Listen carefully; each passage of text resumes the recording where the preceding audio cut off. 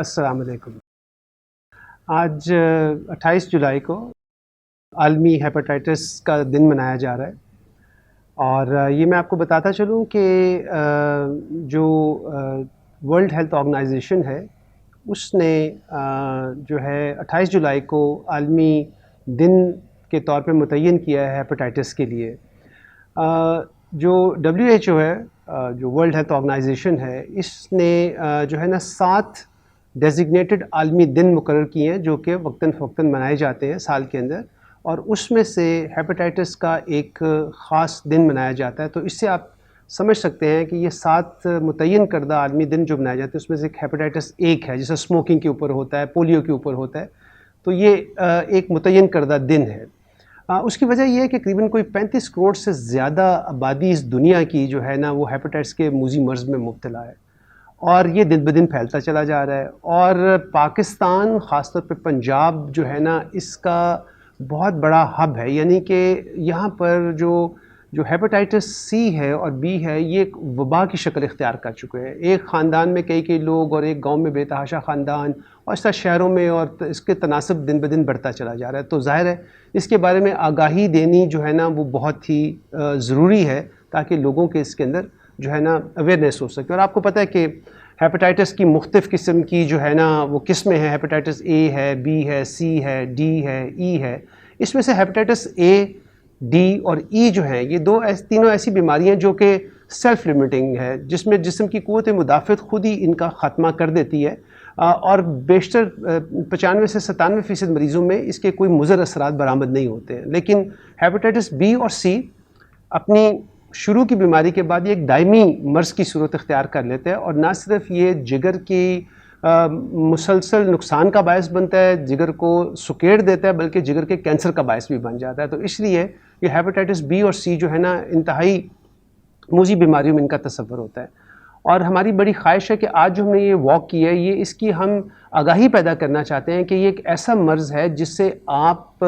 بچ سکتے ہیں۔ ہیپاٹائٹس بی کی تو ویکسینیشن موجود ہے، اور میں سمجھتا ہوں کہ پاکستان کے ہر شہری، جس تیزی سے پاکستان میں پھیل رہا ہے، پاکستان کے ہر شہری کی پیدائشی طور پہ ہیپاٹائٹس بی کی جو ویکسینیشن ہے وہ لازمی طور پہ ہونی چاہیے، اور اگر پیدائشی طور پہ نہیں ہوئی تو بعد میں ان لوگوں کی سب کی ویکسینیشن ہو جانی چاہیے۔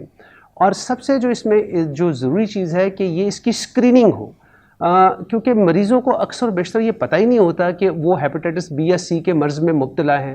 تب آ کے ڈسکور ہوتا ہے، یا کسی اور بیماری کی وجہ سے جا کے اپنے وہ جب ٹیسٹ کراتے ہیں، یا ان کے آپریشنز ہونے ہوتے ہیں، جب وہ اپنے ٹیسٹ کراتے ہیں تو تب جا کے پتہ چلتا ہے کہ یہ تو آلریڈی ان کو ہیپاٹائٹس بی اور سی ہے۔ تو اس لیے بہت ضروری ہے کہ اسکریننگ ہوتی رہے، اور احتیاطی تدابیر انتہائی معمولی ہیں کہ آپ ابلا ہوا اور صاف پانی پئیں، بوٹل واٹر کی ضرورت نہیں ہے، پانی صاف ہونا چاہیے اور ابلا ہوا ہونا چاہیے۔ اور دوسرا ہے کہ صاف غذا کا استعمال کریں، زیادہ تر کوشش کریں کہ آپ کی غذا گھر میں پکی ہوئی غذا ہو، کیونکہ وہ صاف ستھری ہوتی ہے اور نہایت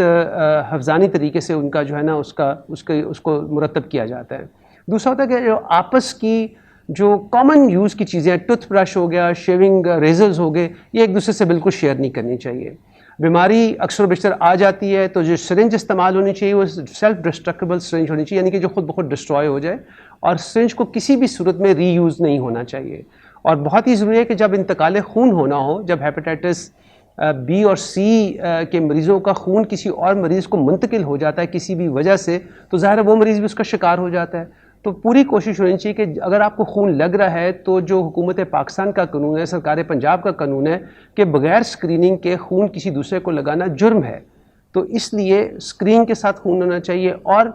2-3 چیزیں جو کہ بہت ہی ضروری ہیں، ہماری شریعت نے اور ہمارے مذہب نے نشہ ہمارے لیے حرام کر دیا ہے، تو جو لوگ سرنجوں کی مدد سے اور دوسری چیزوں سے نشہ کرتے ہیں، ظاہر ہے یہ ایک دوسرے سے ٹرانسمیشن کا باعث بنتی ہے۔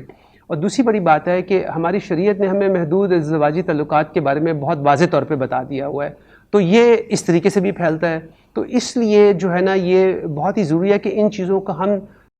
اچھی طریقے سے اگر ہم ان کا خیال کرنے میں کامیاب ہو جائیں گے تو ہم اس بیماری سے بچ سکتے ہیں۔ اور میں ساتھ یہ بھی یاد دلاتا چلوں کہ اگر کسی کو ہیپاٹائٹس سی کی شکایت ہو بھی گئی ہے تو اس کی اگر تشخیص ہم جلدی کر لیں تو اس کی دوائیاں موجود ہیں، اور کنگ ایڈورڈ میڈیکل کالج سے ملحقہ جتنے بھی ہسپتال ہیں، 7 یا 8 ہسپتال، ان سب میں ان کی تشخیص کا بروقت کا انتظام موجود ہے، اسکریننگ کا انتظام موجود ہے، اور جو دوائیاں ہیپاٹائٹس سی کے مریضوں کو اور بی کے مریضوں کو دی جاتی ہیں وہ مفت دی جاتی ہیں. ویکسینیشن حکومت پاکستان، حکومت پنجاب جو ہے نا یہ مفت فراہم کرتی ہے، تو لہٰذا اس کا فائدہ اٹھانا چاہیے. تو میرا پیغام آپ کو یہ ہے کہ آپ لازمی طور پہ ہر 5 سال میں، اگر آپ مکمل صحت مند بھی ہیں تو تب بھی آپ 5 سال کے بعد آپ کی اسکریننگ ہونی چاہیے. آپ کو جب اگر خدا نخواستہ ڈسکور ہو جائے کہ یہ ایسا پرابلم ہے تو پھر اس کا علاج ہونا چاہیے، اور احتیاطی تدابیر آپ کو جو میں نے ابھی ذکر کیا ہے مقدم رکھیں گے تو انشاءاللہ آپ اس موذی مرض سے اپنے آپ کو بچا کے رکھیں گے. شکریہ.